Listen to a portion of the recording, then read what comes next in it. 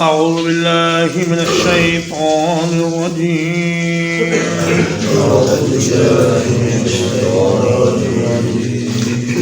فإن عثر على أنهما استحقا إثما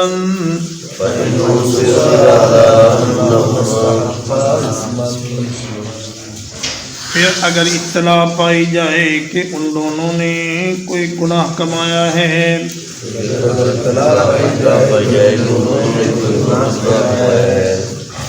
فآخران یقومان مقامہما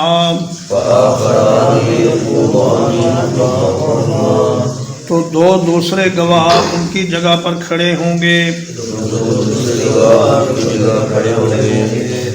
من الذین استحق علیہم الاولیان ان لوگوں میں سے جن کا حق ضائع کیا ہے پہلے گواہوں نے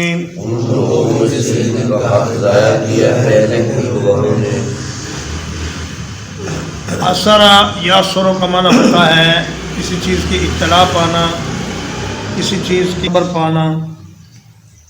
اور کسی چیز کا پتہ چلنا۔ لفظی طور پر اس کا معنی ہے گرنا، ٹھوکر کھانا اور کسی چیز کے اوپر واقع ہونا۔ اللہ تعالیٰ فرماتا ہے وَكَذَلِكَ أَعْثَرْنَا عَلَيْهِمْ لِيَعْلَمُوا أَنَّ وَعْدَ اللَّهِ حَقٌّ۔ اصحاب کہف کی اطلاع اللہ نے لوگوں کو پہنچا دی تاکہ وہ جان لیں کہ اللہ کا وعدہ سچا ہے۔ جس طرح یہ اصحاب کہف 309 سال سونے کے بعد دوبارہ اٹھ کھڑے ہوئے ہیں، اسی طرح اللہ تبارک و تعالی مردوں کو بھی قبروں سے اٹھائے گا اور قیامت قائم ہوگی۔ تو فرمایا کہ اگر انہیں پتہ چلے میت کے وارثوں کو کہ ہمارے مرنے والے بھائی کا کچھ مال چھپا لیا گیا ہے، اس میں سے کچھ خیانت کر لی گئی ہے، تو پھر ان گواہوں کے بعد دو گواہ میت کے قریبی رشتہ داروں میں سے کھڑے ہو جائیں گے اور وہ اٹھ کر گواہی دیں گے۔ ترمذی شریف میں امام ابو عیسیٰ ترمذی رحمہ اللہ نے ایک روایت میں اس قصے کی مزید کچھ تفصیلات بیان کی ہیں۔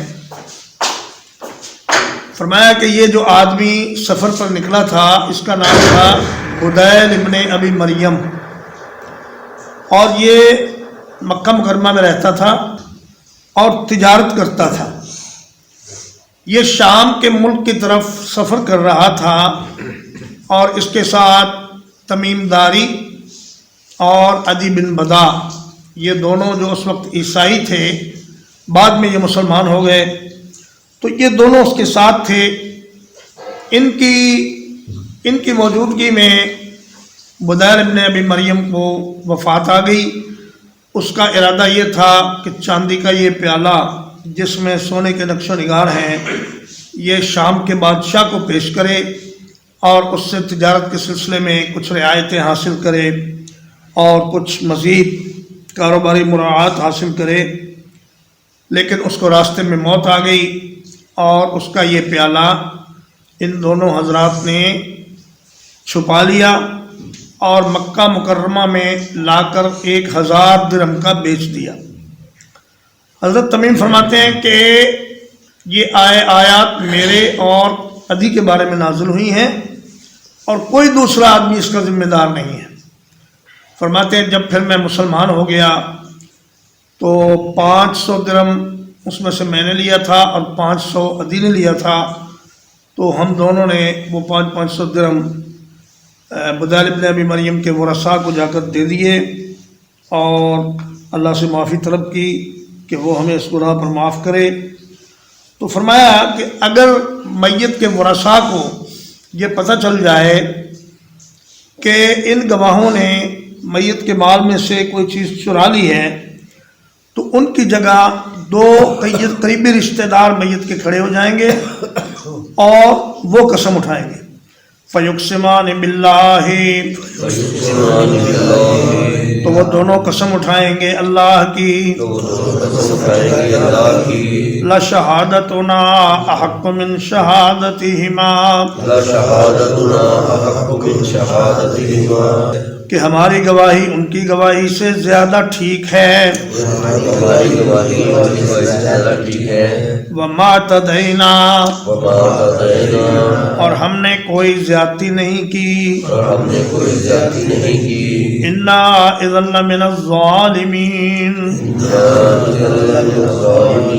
यकीनन हम उस वक्त जालिमों में से होंगे। मैयत के रिश्तेदार कहें कि इन गवाहों ने फला फला चीज़ जो हमारे रिश्तेदार की थी, हमें उसका पता है, वो इस्तेमाल में वापस नहीं की, तो हमारी कसम इनकी कसम के मुकाबले में ज़्यादा सच्ची और ज़्यादा ठीक है, इसलिए ये माल इनसे वापस लिया जाए। और हमने कोई इस पर ज़्यादती नहीं की, हद से नहीं गुज़रे। अगर हम इन गवाहों पर ज़्यादती करेंगे तो हम यकीनन ज़ालिमों में शुमार होंगे। ज़ालिका अदना अन यअतू बिश्शहादति अला वजहिहा,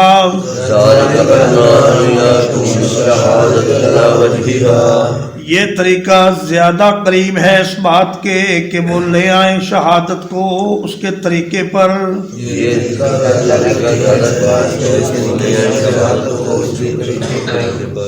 औ यखाफू, या इस बात से डरें, अन तुरद्दा ऐमानुम बादा ऐमानिहिम, कि उनकी कस्में रद्द कर दी जाएंगी रिश्तेदारों की कस्मों के बाद।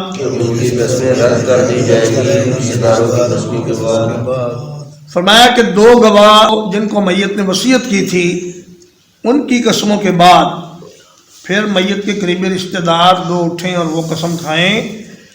और बताएं कि फ़लाँ चीज़ इसमें से मिसिंग है और फ़लाँ चीज़ इन्होंने उसमें से छुपा ली है। तो ये तरीका ज़्यादा बेहतर है इस बात के लिए कि शहादत को, गवाही को उसके सही तरीके पर अदा किया जाए। या फिर वो इस बात से डरेंगे कि अगर हमने गलत बात की तो मैयत के रिश्तेदार कसम उठाकर हमारी कसमों को कैंसिल कर देंगे और इनको मुस्तरद कर दिया जाएगा। तो इसलिए वो ठीक ठीक बात करेंगे अगर उन्हें पता होगा कि हमारे बाद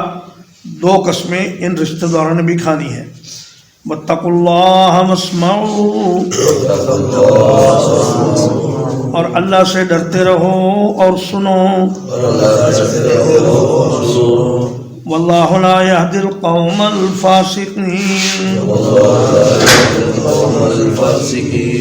और अल्लाह ताला नहीं हिदायत करता नाफरमानों की कौम को।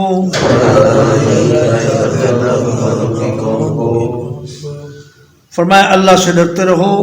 लोगों की अमानतों के मामले में बहुत ही ज़्यादा मोहतात रहो,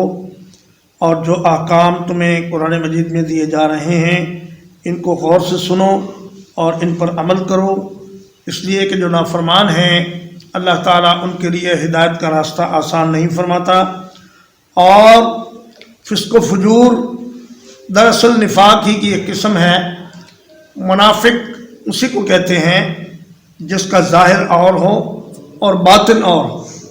अगर एक आदमी ज़ाहिर में नेक है और बातिन में गुनाहगार है और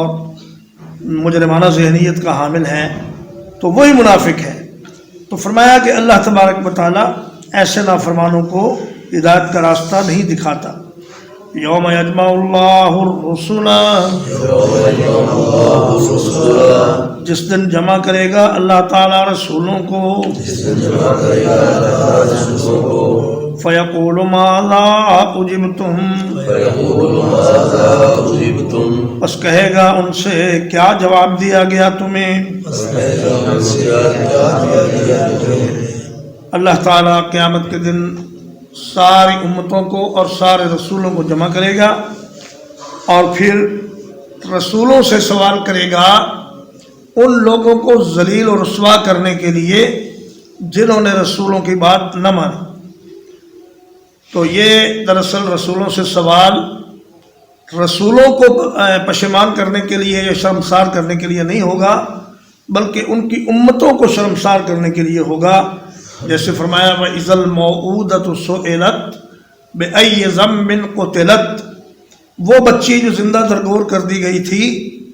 اس بچی سے اللہ سوال کرے گا کہ تم بتاؤ تمہیں کس جرم میں زندہ درگور کیا گیا،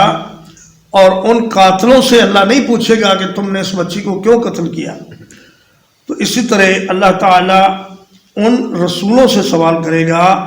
کہ اے میرے رسولوں بتاؤ جب تم دعوت میرے دین کے لے کر گئے تو تمہاری امتوں نے کیا جواب دیا۔ فرمایا فَلَنَسْأَلَنَّ الَّذِينَ أُرْسِلَ إِلَيْهِمْ وَلَنَسْأَلَنَّ الْمُرْسَلِينَ، ہم ان سے بھی سوال کریں گے جن کی طرف رسول بھیجے گئے، اور رسولوں سے بھی سوال کریں گے۔ اگر رسولوں نے نہیں پہنچایا تو پھر اعتراض ان پر ہوگا، اگر رسولوں نے پہنچا دیا اور انہوں نے نہیں مانا تو اعتراض ان پر ہوگا۔ تو اللہ پوچھے گا کہ بتاؤ تمہیں کیا جواب دیا گیا؟ قالوا لا علم لنا، کہیں گے ہمیں کوئی علم نہیں۔ انک انت علام الغیوب، یقیناً آپ چھپی ہوئی باتوں کو بہت زیادہ جاننے والے ہیں۔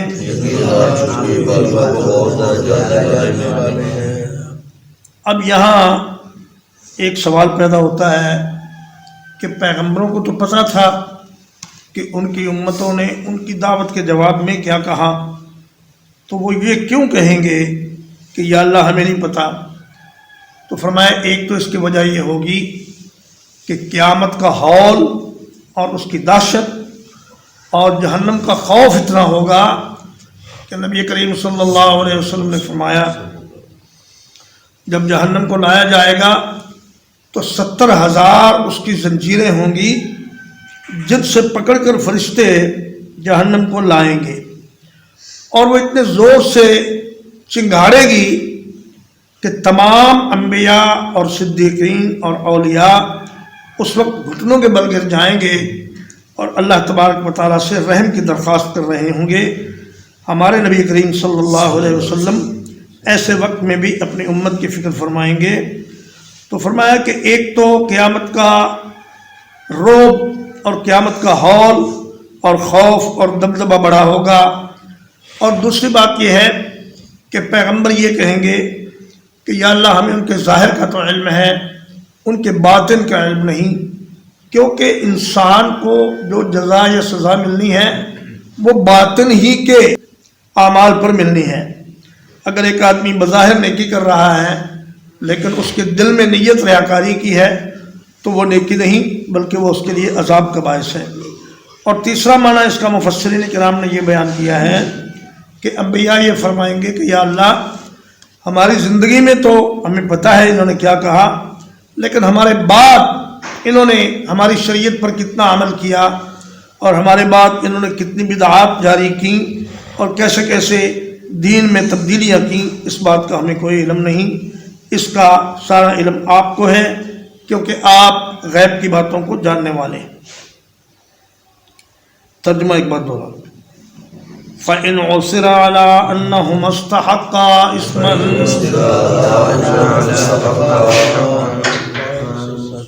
پھر اگر پتہ چلے کہ وہ دونوں گواہ کسی گناہ کے مرتکب ہوئے ہیں،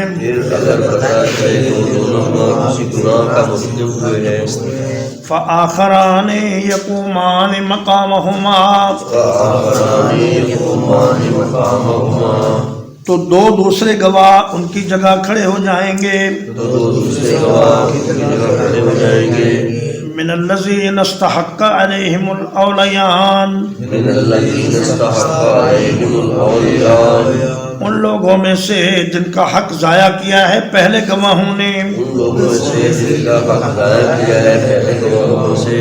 فیقسمان باللہ،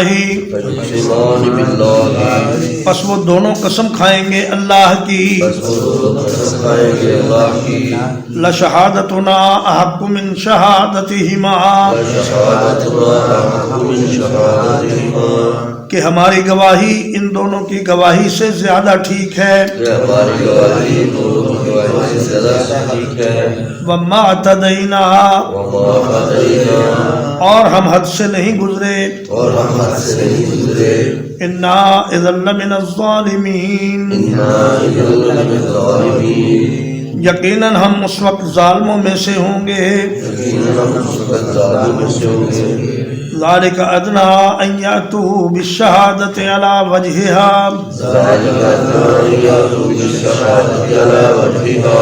یہ زیادہ قریب ہے اس بات کے کہ ادا کریں وہ گواہی کو اس کے طریقے پر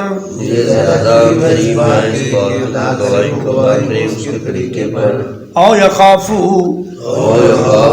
یا اس بات سے ڈریں ان ترد ایمان بعد ایمانہم کہ ان کی قسمیں رد کر دی جائیں گی رشتہ داروں کی قسموں کے بعد واتقوا اللہ واسمعوا اور اللہ سے ڈرتے رہو اور سنو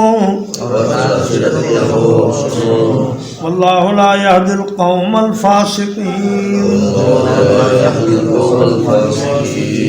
اور اللہ تعالیٰ نہیں ہدایت کرتا فاسقوں کی قوم کو یوم یجمع اللہ الرسل جس دن جمع کرے گا اللہ تعالیٰ رسولوں کو فَيَقُولُ مَاذَا أُجِبْتُمْ تو کہے گا تمہیں کیا جواب دیا گیا قَالُوا لَا عِلْمَ لَنَا کہیں گے ہمیں کوئی علم نہیں اِنَّكَ أَنْتَ عَلَّامُ الْغُيُوبِ یقیناً آپ تمام چھپی ہوئی باتوں کو بہت جاننے والے ہیں